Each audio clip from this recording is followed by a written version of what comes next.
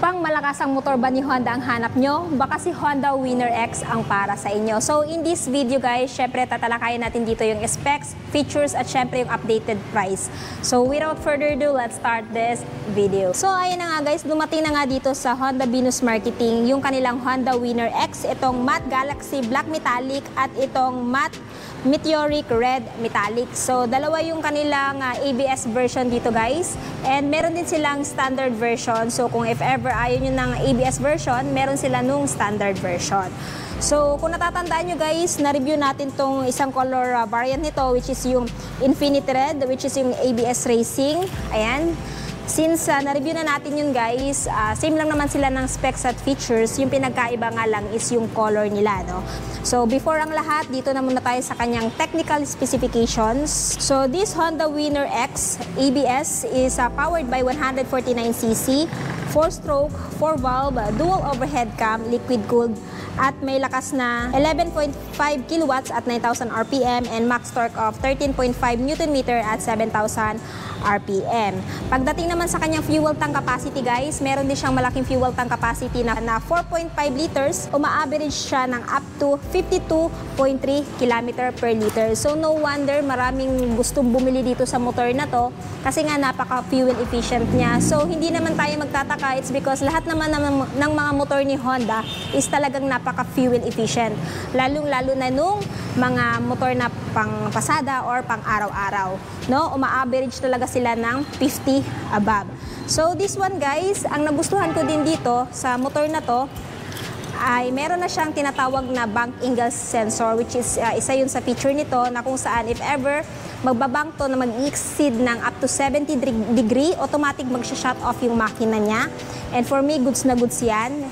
So si Honda Winner X at saka yung si Honda GTR 150 lang naman yung naalam ko na may ganoong feature. And next, meron din po siyang tinatawag nung assist in slipper clutch. So if ever magda-downshifting kayo nito, smooth na lang, hindi na kayo yung parang tipong ngawit na if ever every time na magka-clutch kayo.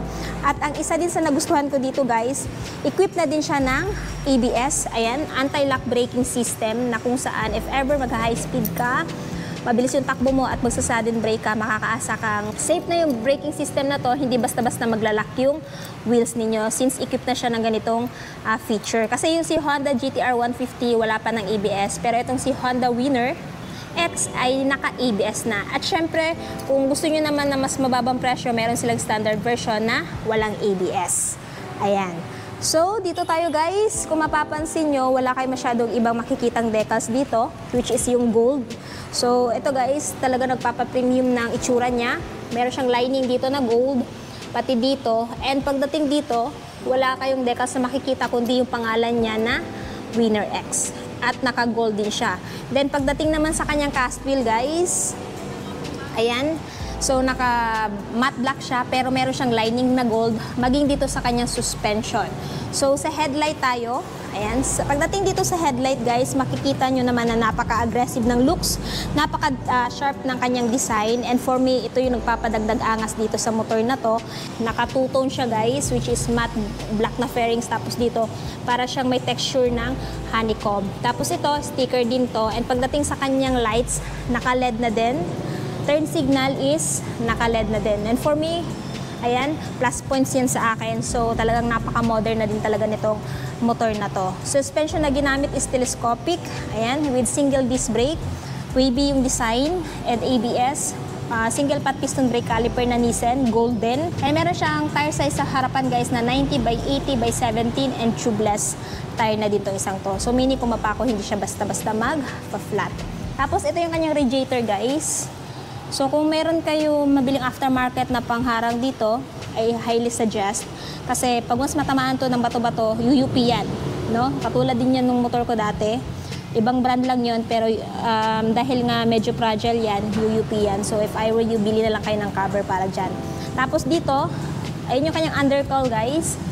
Good thing na meron siyang undercowl dito. Nang sa ganon, if ever dadaan nyo to sa off-road, syempre may mga batong tatama dyan. Hindi madaling matamaan yung engine ng motor na to. So this one is yung sticker ni Honda, yung brand niya of course. And kung mapapansin nyo dito guys, para siyang merong butas dito, no? This one is for better aerodynamics, hindi lang siya basta design. And for me, goods na goods yan. And at the same time, para mas mapadali ding mapalamig yung makina. Ayan. Tapos, dito, sa kanyang mga levers, naka-silver. Ayan guys. And mapapansin nyo talagang napakalambot ng clutch niya. Since equipped na siya ng assist and sleeper clutch. And dito, naka-silver din. So, dito naman tayo sa kanyang dashboard. Pagdating sa dashboard guys, equipped na siya ng fully digital instrument panel. Ayan, parang same sila ng dashboard ni Honda Supra GT-R 150. Ayan. Tapos, ang information dito, inverted din yung kanyang dashboard guys. Instead na puti yung ilaw is parang naka navy blue. At saka yung kanyang mga numbers dito is naka white naman. So, visible pa rin naman ano. So, yung information meron dito guys is of course yung kanyang RPM, speedometer. Meron din siyang gear indicator dito. Trip A, time, kilometer ng natakbo at fuel gauge. Pagdating naman dito, meron siyang dalawang button. So, pipindutin mo to if ever may gusto ka pang malaman na information dito kay Winner X. So, Trip B, kilometer per liter nung tinakbo mo. Average A, average B, at total ng kilometer na takbo mo. Ayan. So, kumbaga parang odometer. Tapos, meron siyang mga indicator dito kagaya ng turn signal, neutral at ABS or anti-lock braking system. Tapos, yung kanyang high beam, low beam. Tapos, pagdating naman dito, sa buttons niya sa left side, high beam, low beam. Ito yung kanyang horn. Tapos ito yung kanyang turn signal switch. Sa right side is electric start since wala na po siyang, ayan, wala na siyang kick start. Next, pagdating naman sa kanyang ignition guys, equip na po siya ng keyless system. Ito yung key niya. Pag binili niyo po ito, merong spare na isa. So, equip na siya ng answer back key at anti-theft alarm. So, isa yung safety feature na nilagay dito or security feature na nilagay dito ni Honda para sa ganon, hindi siya madaling manakaw since equip na siya ng anti-theft alarm. Tapos, pagdating naman sa kanyang seat guys, napakaganda din. So, syempre, siya ay parang mala sporty na din itong motor na to. Hindi ka makakaasang generous yung kanyang seat cushion. So, dito guys, maging sa kanyang stitches, para din siyang naka-gold. Pero brown to guys, no? So, talaga nag-proportion yung itsura ng kanyang seat sa itsura ng kanyang body.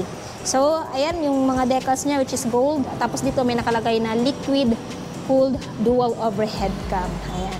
At ang nagustuhan ko din dito guys, equipped din siya ng charging port. So, ayan, kailangan nyo lang magpalagay dito ng aftermarket na phone holder para nang sa ganun, nag-charge yung phone niyo habang nasa rides kayo. Meron akong i-recommend sa inyo guys, which is Motowolf na phone holder. Kung interested kayo, ilalagay ko po yung link sa description box. And then dito, ito yung kanyang ignition, turning knob, tapos yung bukasan ng seat nandito. Ayan. So, check natin. Pakita ko sa inyo yung seat guys. Kung ano yung mailalaman. Actually, wala kayong mailalagay dito kundi papers lang ng motor, pamunas na maliit.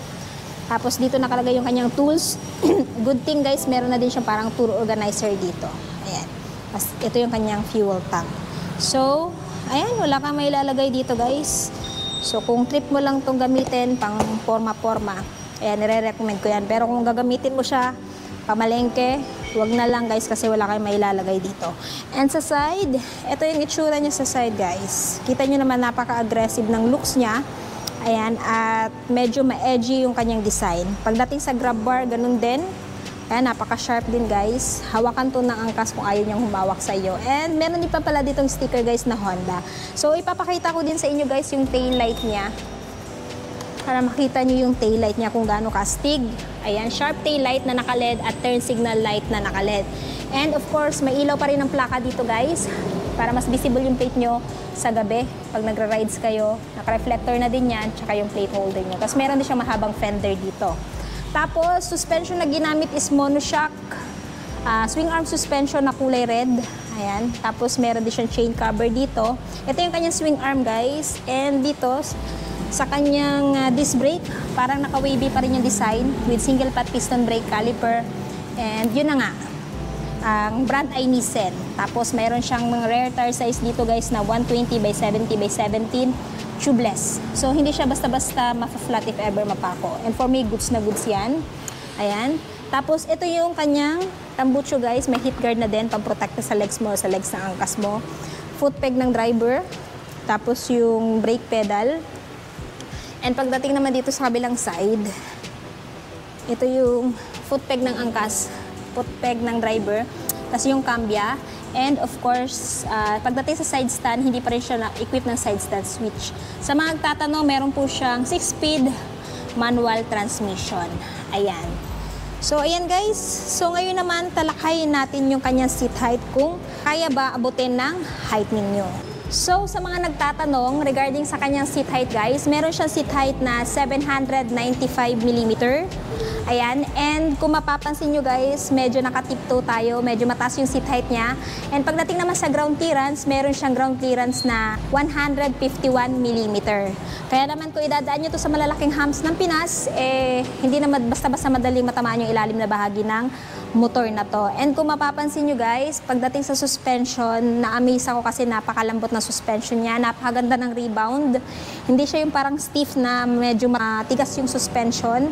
So how much more kung may angkas ka, talagang napaka-smooth na lang din ng plane ng suspension na to during your rides. Ayan. So ayan guys, ito yung itsura natin pag nakasakay dito kay Honda Winner X. So, naka-upright sitting position tayo dito, kaya naman kung ilo-long ride nyo to, hindi masyadong ngawit sa likod ninyo. Unlike doon sa mga naka-lean, nakaganyan, nakakangawit yung dalhin sa long ride. Pero ito, relax lang. Ayan guys, so kung may height kayo, like mga 5 flat, kaya nyo itong abutin, hindi nga lang nakatiptoe kayo. Kasi nga sa height ko na 5'5", kita nyo naman guys, nakatiptoe tayo. Ayan.